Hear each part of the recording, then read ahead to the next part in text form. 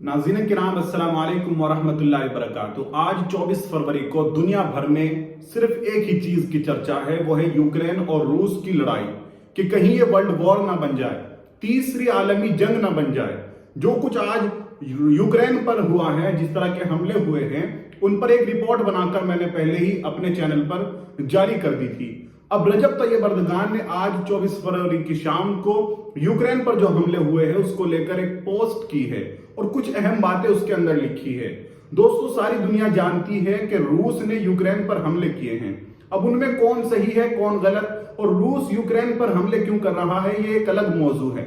लेकिन इतनी बात जरूर है कि सारी दुनिया यूक्रेन को मजलूम समझ रही है और रूस को जालिम समझ रही है।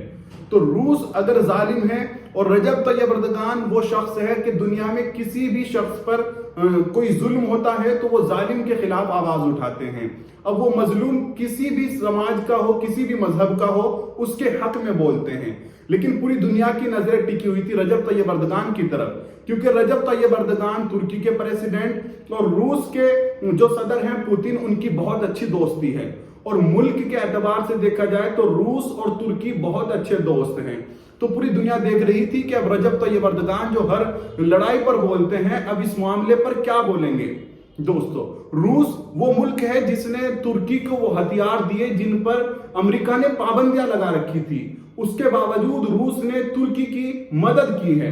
तो अब रजब तैयब अर्दगान ने जो बातें लिखी हैं उनमें साफ साफ रजब तैयब अर्दगान ने यूक्रेन की हिमायत की है, क्योंकि यूक्रेन एक मजलूम मुल्क बन रहा है और रूस को एक जालिम मुल्क के तौर पर देखा जा रहा है।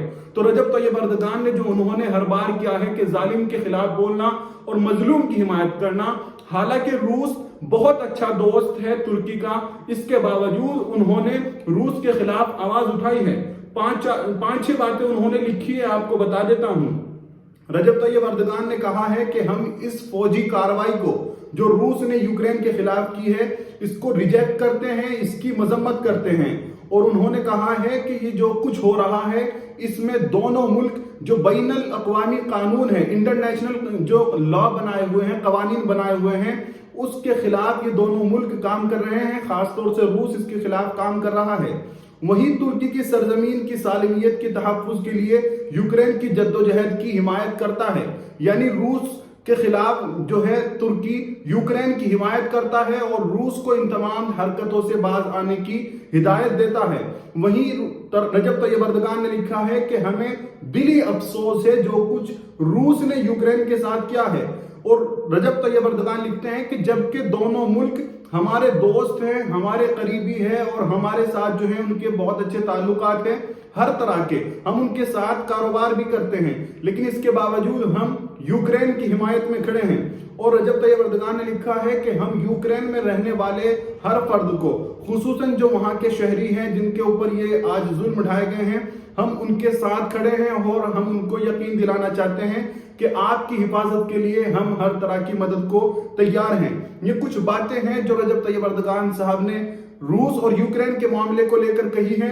यकीनन ऐसे हालात में रजब तैयब अर्दगान का ये बयान आना और यूक्रेन की हिमायत करना ये बहुत बड़ी बात है और साफ साफ मैसेज पूरी दुनिया को दे दिया कि इस्लाम के जो अलमबरदार होते हैं, इस्लाम के सच्चे मानने वाले होते हैं, वो ना फिर किसी दोस्ती का ख्याल करते ना किसी भाई का। जो मजलूम होता है उसके हक में बोलते हैं और जो जालिम होता है उसके खिलाफ बोलते हैं।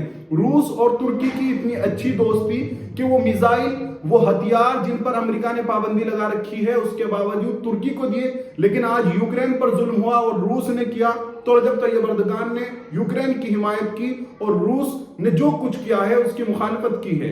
तो दोस्तों, ये थी कुछ अपडेट जो मैंने आपके सामने रखी। आप लोग हमारे साथ जुड़े रहिए, हम पल पल की अपडेट इंशाल्लाह आप तक पहुंचाते रहेंगे, जो भी यूक्रेन और रूस के मामले में नए पॉइंट सामने निकल कर आते हैं।